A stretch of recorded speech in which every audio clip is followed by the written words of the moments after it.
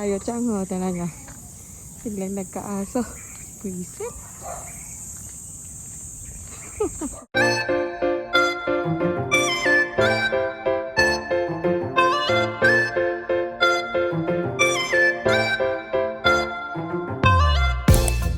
Pagkatapos ng mga nakakapagay ko. So, ganyan yung naging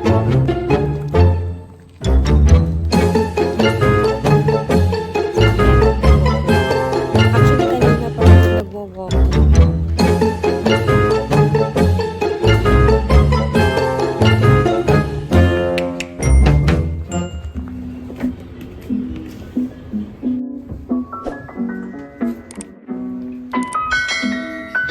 Ay, mga chang.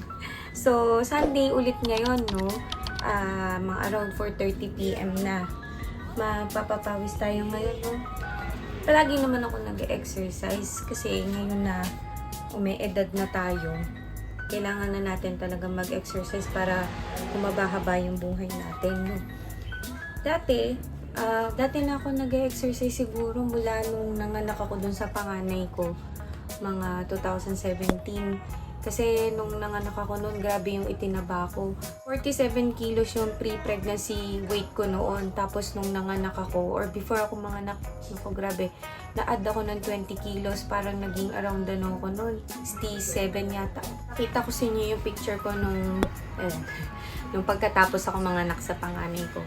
So, ganyan yung naging weight ko for a year siguro.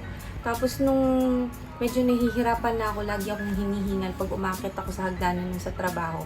Naisipan ko ng mag-diet noon, tsaka mag-exercise para lang ba ma-lost yung 20 kilos na na-add sa akin.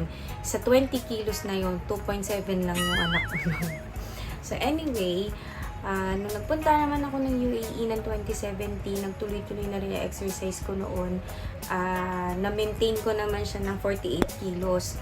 Pero ngayon kasi umiidad na tayo, hindi ko na priority yung figure kasi hindi naman tayo pang Miss Universe. Ang mini-maintain ko na lang is yung prevention ng mga sakit kasi may lahi kami ng diabetes, meron din kaming cancer, tapos yung CKD. Actually, yung nanay ko, namatay siya dahil sa CKD. Due to diabetes din na nag-lead sa CKD. So, yun. Since papunta na tayo sa 40, kailangan na nating i-maintain yung healthy lifestyle para hindi lang para sa sarili natin, para matagal din tayo makasama ng mga anak natin or ng mga mahal natin sa buhay. Kasi ako, 26 years old lang ako nung nawalan ako ng nanay. Yung bunso kong kapatid is 19 years old. So parang ayaw ko naman maranasan ng mga anak ko yun. So yan, ang haba-haba na naman ng kwento ko, no, bago tayo magsimula. So yung gagawin ko lang na routine ngayon is yung core exercises. Madali lang naman siya. Ang habol ko dito is yung sa pawis. Pero baka makita niyo yung tiyan ko, malaki pa rin. Pero anyway, ito lang yung routine ko para doon. So, mag-stretching muna tayo, ha. So, lahat ng exercise routine ko ngayon, ita-timelapse ko na lang kasi aabutin tayo ng siyam-siyam.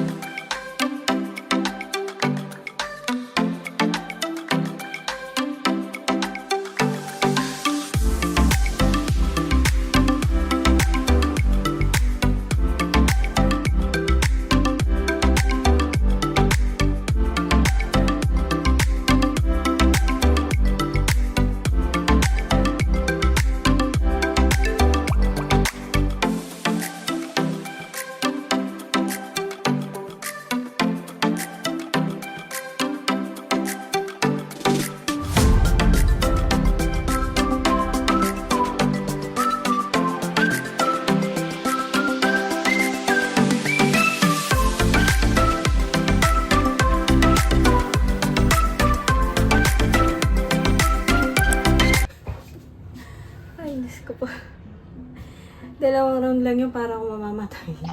Yan yung tsura ko, haggard na. Core exercise lang yun. Siguro abutin siya ng mga 10 to 15 minutes.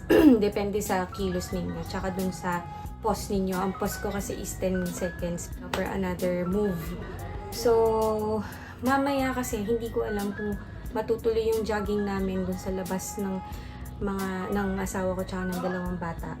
Or baka mag-treadmill na lang ako. Ang nagte-treadmill kasi ako at least 30 minutes para labas talaga lahat ng pawis.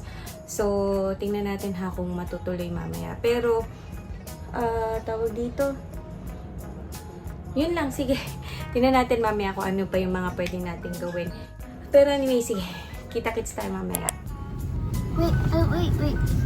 Let's go. Okay. Guys!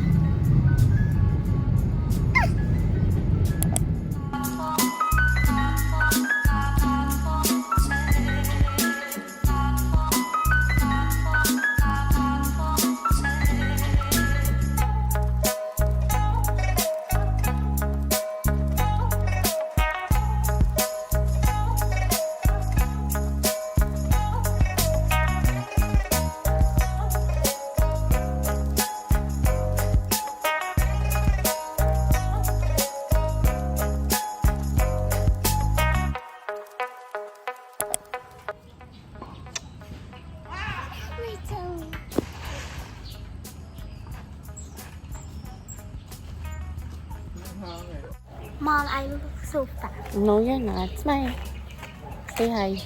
Hi!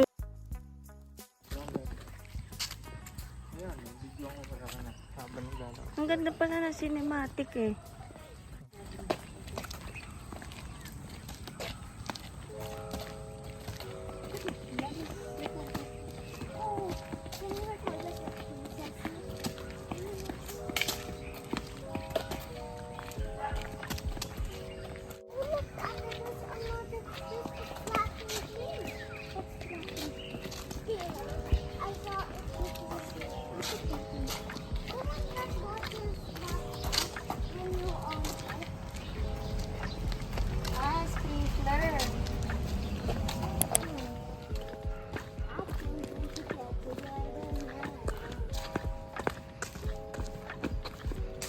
Whatever.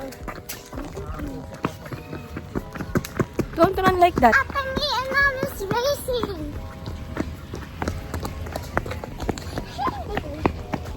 So, ayan. Nag-walking muna ako ngayon, tapos mamaya tatakbo ako. Actually, kanina pa kami nagwa-walking. Iniwan ko lang yung mag-aama ko dun sa playground kasi gusto daw mag-swing. Tsaka tawag doon? Ng mga mga anak ko. Ayan yung tatakbuhin ko mamaya pabalik. Pakita ko lang sa inyo. Grabe. Hingal na agad, wala step. Ayan. Ano talaga? Biglang nagkaaso. Visit. May alaga kami aso pero takot ako sa mga stray dog syempre. Ayaw nga magpaturok ng mga ng anti-rabies. Balik tayo, wala na eh.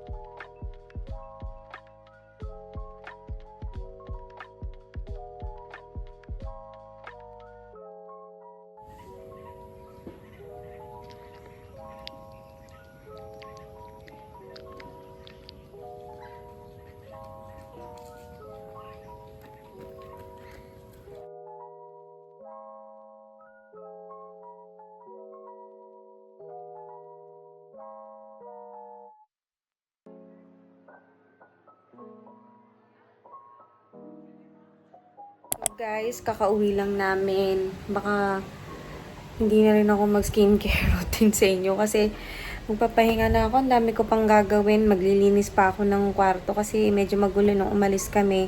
Ayusin ko pa yung dalawang bata sa pagtulog. So, next time na lang siguro. So, yun lang. Sana nag-enjoy kayo sa video na to. Paki-like, share, and subscribe na lang po dito sa aking YouTube channel, Nurse K po. Hopefully sa susunod makapag-video or makapag-vlog ako regarding sa ano nga yung pinangako ko sa inyo noon, parang sa CGFNS po ata yun. gawan ko po ng video yun. So, sige po. Bye-bye. Thanks for watching.